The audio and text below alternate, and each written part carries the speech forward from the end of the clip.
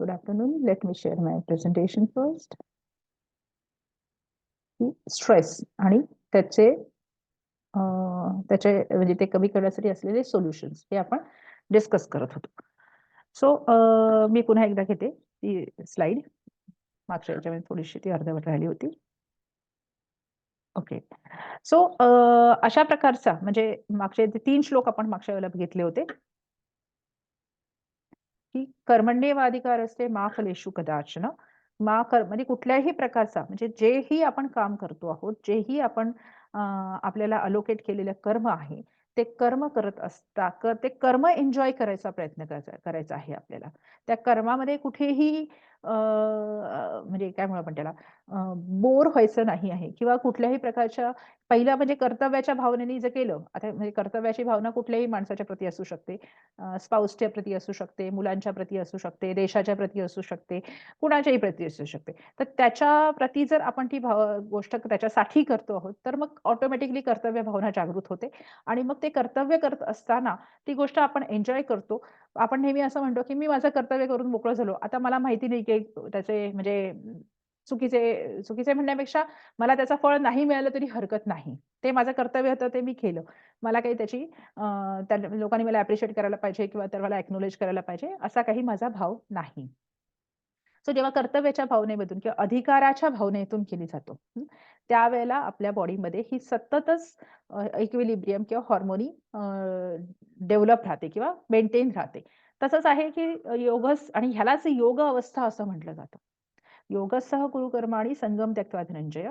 सिद्ध सिद्ध हो, म्हणजे सिद्धी किंवा असिद्धी म्हणजे ती गोष्ट प्राप्त हो नाहीतर न हो, जे आपल्याला वाटत असतं ते.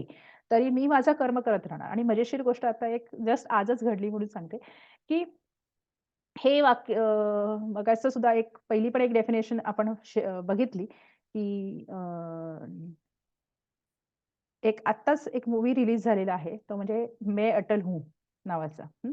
तर जेव्हा काहीतरी अविश्वासाचा प्रस्ताव पास केला गेला 98 मध्ये अटल बिहारी वाजपेयींच्या विरुद्ध. त्यावेळेला त्यांनी शेवटचं भाषण जेव्हा ते काहीतरी फार कमी वोटनी तो अविश्वास प्रस्ताव ते म्हणजे हरले होते. त्यावेळेला त्यांनी एक शेवटचं भाषण दिलं होतं आणि ते भाषण फार प्रसिद्ध आहे, की सरकारे आती रहेगी आणि म्हणजे ह्या स्लाइड्स मी आता प्रिपेअर करत असताना पॅरलली तो मूव्ही चालू होता टीव्हीवर. सो सुख-दुःखे समे कृत्वा लाभालाभौ जयादेव. हेच त्यांचं भाषण शेवटच्या भाषणाचा तो अर्थ आहे, तो हा आहे. ओके, की सरकारें आती रहेगी, जाती रहेगी, सत्ता आती रहेगी, जाती रहेगी. मेरा काम है देश की सेवा करना. तर मी प्राईम मिनिस्टर असो नाहीतर नसो, त्यांनी मला काही फरक पडत नाही. म्हणजे मी आज हरलो, माझं लो मोशन ऑफ कॉन्फिडन्सचा जो तुम्ही अपोझिट विपक्ष जिंकलं, ते मला काही फरक पडत नाही. मला माझं काम आहे देशाची सेवा करायचं, ते मी विपक्षाच्या ह्याच्यामध्ये बसून सुद्धा मी करतच राहणार आहे. So that is the state of योग अवस्था. सुख-दुःखे समे कृत्वा लाभालाभौ जयाजय. एक जस्ट एक कोइन्सिडन्स झाला तर तुम्हाला सांगितलं, की कशा या गोष्टी प्रॅक्टिकली आपल्या आजूबाजूला अशी लोकं जगत असतात आणि आपल्याला त्यांच्याकडून शिकता आलं पाहिजे बऱ्याचशा गोष्टी. ओके. सो हा एक फक्त आता एक कोइन्सिडन्स झाला तेवढं सांगितलं. कारण कसं हे थेरॉटिकली ऐकणं ह्याच्यापेक्षा प्रॅक्टिकली एखादं नॉलेज आपण जास्त शिकू शकतो एखाद्या माणसाकडनं. सो अशा पद्धतीने जर आपण मनाची समान अवस्था किंवा ही जी समदोषः समाग्निश्च जी समदोष अवस्था बॅलन्स स्टेट ऑफ त्रिदोष आहे, ती जर मेंटेन करू शकलो विथ द हेल्प ऑफ मानसिक दोषा दॅट इज सत्व, रजस, तमस. कारण शरीरातला कफ कमी करणं, वाढवणं हे माझ्या हातात नाही आहे किंवा वात वाढवणे किंवा कमी करणे किंवा वाढलेला वात कमी करणे हे माझ्या हातात नाही आहे. पण माझी राजसिकता, माझी जी नीड ऑफ ॲप्रिसिएशन आहे, माझा जो अहंकार आहे, माझी जी इगो आहे, मी करतोय, मी करतोय, मी करतोय, हे तर मी नक्कीच कमी करू शकते. ओके. ऑटोमॅटिकली जेव्हा मानसिक दोषस किंवा मानसिक गुण जेव्हा बॅलन्समध्ये येतील, जसं कृष्णाने मगाच्या ह्याच्यामध्ये सांगितलं, की तू निस्त्रैगुण्यो भव अर्जुन. तू त्रिगुणांच्या या 3 गुणांच्या पुढे एक आता होता ना श्लोक नेत्र कुठे गेला? निस्त्रैगुण्यो भव अर्जुन. ओके. तू त्रिगुणांच्या पलीकडे जा आणि त्या अवस्थेमध्ये राहायचा प्रयत्न कर. जर ती आपण अशा वेगळ्या अशी 2, 3, 4 श्लोक आहेत भगवद्गीतेमध्ये. ते अल्मोस्ट सिमिलर आहे की त्यांचा एक सेम निष्कर्ष आपल्याला सापडू शकतो. ही जर अवस्था तू मेंटेन ठेवता आली, तर ऑब्व्हियसली सगळी बॉडी फिजिओलॉजी ही वेल मेंटेन राहील आणि आपली हेल्थ सुद्धा मेंटेन राहील. आता आपण पुढच्या स्लाइड्सकडे वळूया. आणि ह्या सगळ्या आता कसं असतं माहिती आहे का, वेगवेगळ्या प्रकारची माणसं असतात. काही इंटेलेक्चुअल डॉमिनंट असतात, काही इमोशन डॉमिनंट असतात. काहींना समजतच नाही की काय इंटेलेक्ट आणि काय इमोशन. मला काय समजत नाही, तुम्ही मला काय करायचं ते सांगा. ओके. कारण वेगवेगळ्या प्रकारची पर्सनॅलिटीज असतात ह्याच्यामध्ये. सो त्याच्यासाठी एक बेस्ट टूल सांगितलेलं आहे कृष्णाने 4थ्या अध्यायामध्ये, की अडॉप्ट श्रद्धा. तर काहीच समजत नसेल. काही लोकं खूप उहापोह करत राहतात, की योग म्हणजे काय? किंवा मानसिक दोष कुठले? आता जे आपण एवढं बोललो सगळं त्रास शारीरिक दोष कुठले? मानसिक दोष कुठले? मग कसं करायचं? काय करायचं? भगवद्गीता शिका, योग शिका, योग वसिष्ठ शिका, पतंजली शिका, सगळं शिका. आता हा त्यांचा मार्ग आहे. योगावस्थेकडे जाण्याचा. पण बऱ्याच वेळेला समाजामध्ये अशी माणसं सगळीच माणसं अशी नसतात. सो त्यांच्यासाठी कृष्णाने म्हटलेलं आहे, की "श्रद्धावान लभते ज्ञानम तत्पर संयतेंद्रिय, ज्ञानम लब्ध्वा परां शांतीम अचिरेणाधी गच्छति." की तुला जर काहीच समजत नसेल आणि तू या सगळ्या ह्याच्यामध्ये जर गोंधळून जात असशील, तर मी एक सांगतो ते कर, की माझ्यावर श्रद्धा ठेव. की किंवा माझ्यावर किंवा या निसर्गाचा किंवा जो कोणी करता करविता आहे, त्याच्यावर तू श्रद्धा ठेव, की जे तुझ्याबाबत घडतं आहे, ते that you deserve that. That is according to the law of karma, that is according to your past karmas. अनेक वेळा जे रोग होतात किंवा जे दुःख येतात, त्याच्या बाबतीमध्ये बऱ्याच वेळा मी जसं म्हटलं, की 26 वर्षाचा मुलगा आहे तो, 25 वर्षाचा मनुष्य असतो आणि सांगतो, "मी काहीच केलं नाही, तरी मला हे झालं, मला ते झालं, ते झालं." बरं बाळा, तू या जन्मात काही केलं नसेल, पण पाठच्या जन्मातले कोणाला माहिती? ओके. सो माझ्यावर श्रद्धा ठेव, की तुला आता ज्या कंडिशनमधून जावं लागतं आहे, ही कंडिशन तुझ्याच पाठच्या कर्मामुळे तुला मिळालेली आहे. फक्त यातून इट्स अ पासिंग फेज. यातून तुला पास व्हायचं आहे. So have faith, have Shraddha on the God or on the Krishna or on the creator of this universe. त्याच्याने तुला हळू-हळू समजायला लागेल, की हे माझ्या बाबतीत का ठरलं आहे. पण खूप लोकं असंख्य वेळा सगळे पेशंट हेच होते, की हे माझ्या बाबतीत का झालं? पहिला प्रश्न पहिल्या कन्सल्टेशनला असतो, "मी तर काहीच करत नाही, मला काहीच नाहीये, मला का झालं हे?" ओके. सो हॅव फेथ, की जे घडतं आहे त्याला काही कारणं आहेत. ती कारणं कदाचित आपल्याला माहिती असतील किंवा माहिती नसतील सुद्धा. ओके. सो हे जेव्हा हेच ज्ञान म्हणजे हेच ज्ञान व्हायला सुरुवात होते किंवा हा मनुष्य ज्याला आपण तमसोमा ज्योतिर्गमय म्हणतो, की तो अंधारात चाचपडत असतात ते सगळे रुग्ण. ते प्रकाशाकडे वाटचाल करायला सुरुवात करतात. त्यांना हे ज्ञान व्हायला लागतं, की जस्ट हॅव फेथ जे चाललं आहे आज माझ्या बाबतीमध्ये हे योग्यच आहे. And I deserve it. आणि हळू-हळू त्याला जेव्हा आपण याची श्रद्धा ठेवायला सुरुवात करतो, तेव्हा त्यांना हे पण समजायला लागतं, की he is the doer and I am just a निमित्त मात्र भाव किंवा आय एम जस्ट अ निमित्त मात्र. मी निमित्त आहे, मी एक इन्स्ट्रुमेंट आहे. आणि अशी जेव्हा दृढ संकल्पना क्रिएट होत जाते, की मी देवाचा जसं तुम्ही हनुमानाचं उदाहरण घेऊ शकता. नवविधा भक्ती मार्गामध्ये हनुमान हा फार आयडॉल हे आहे, की हनुमान हा मर्यादा पुरुषोत्तमाचा जो श्रीरामाचा अवतार होऊन गेला, त्याच्यापेक्षा जास्त कॅपॅबिलिटीज हनुमानाकडे होत्या. नवसिद्धी, अष्टसिद्धी आणि नवनिधींचे दासी होते. असंख्य त्यांच्याकडे एबिलिटीज होत्या हनुमानाकडे. परंतु म्हणजे मर्यादा पुरुषोत्तमाच्या चौकटीमध्ये राहणाऱ्या रामाच्या जेवढ्या एबिलिटीज त्यांनी त्या अवतारामध्ये दाखवल्या नाहीत, त्याच्यापेक्षा जास्त एबिलिटीज या हनुमानाकडे होत्या आणि तरीसुद्धा त्यांनी रामाचं दास्यत्व पत्करलेलं होतं. ओके. सो जेव्हाही म्हणजे 2 मार्ग असतात ज्याला निर्गुण भक्ती आणि सगुण योग अध्याय नावाच्या ह्याच्यामध्ये सांगितलेली आहे, की 2 प्रकारच्या भक्ती तू करू शकतोस. एक निर्गुण भक्ती आणि एक सगुण भक्ती. निर्गुण भक्ती करणारी जी लोकं असतात, ती स्वतःच क्रिएटर होण्याच्या मार्गावर चालू पडतात. पण फार अत्यंत अवघड, कठीण मार्ग आहे तो.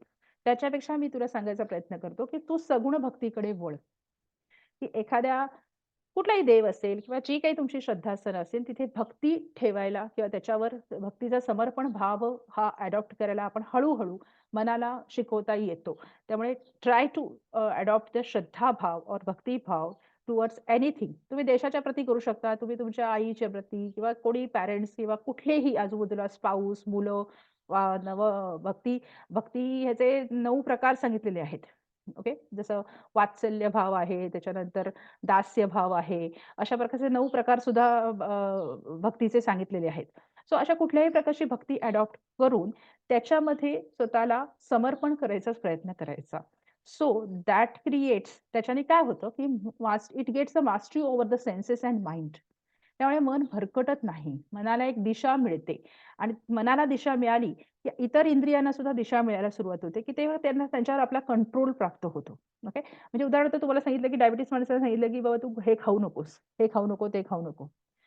पण त्याला त्याला तसं सगळं डिफिकल्ट आहे. पण तुम्हाला जर ते व्रत करायला सांगितली, त्याला जी व्रतवैकल्याची हे दिली आणि बेसिकली आपल्याकडे फिमेल्सना जास्त व्रतवैकल्य हिंदू धर्मामध्ये सांगितलेली आहे.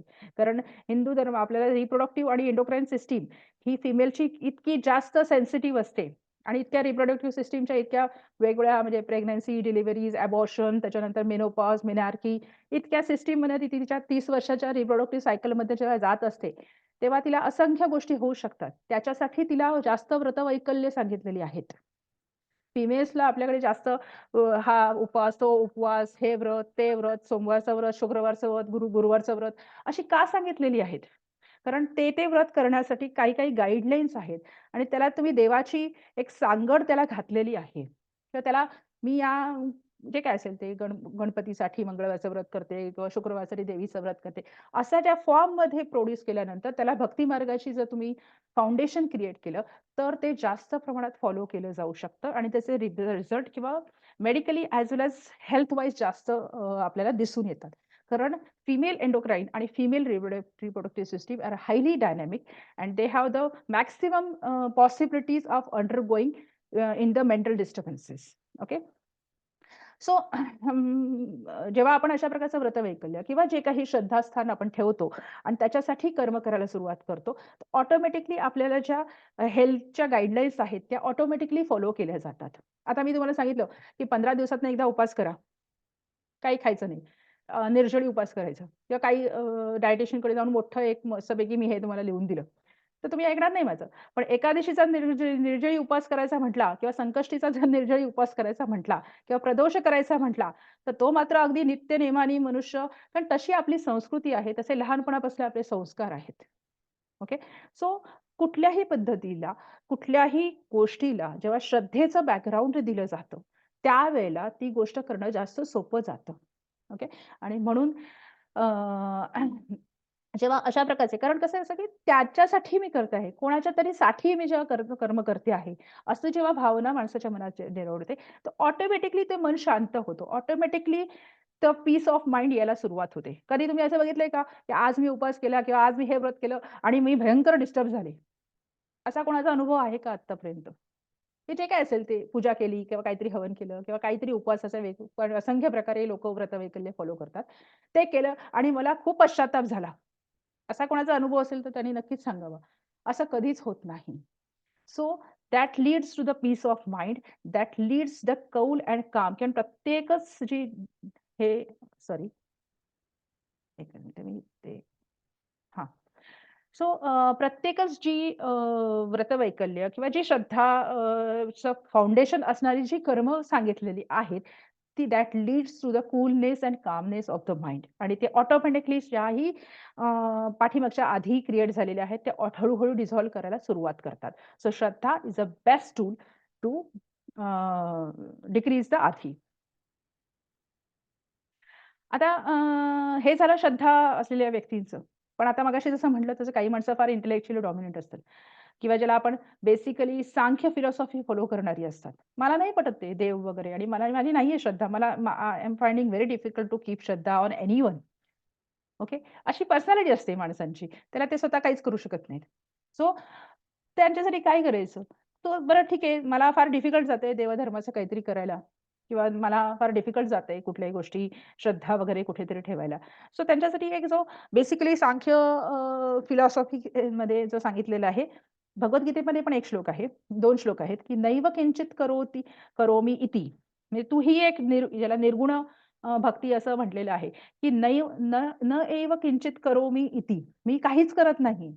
युक्तो मन्येत तत्त्वविद. हे तत्व मनात ठेवूनच तुम्ही किंवा मानूनच तुम्ही कर्म करत राहा. म्हणजे आणि त्याच्यात असंख्य उदाहरणं दिलेत, की पश्यन्, शृण्वन्, स्पृशन्, जिघ्रन्, गंध म्हणजे तू कुठली ॲक्टिव्हिटी तू करतोयस ते मला सांग.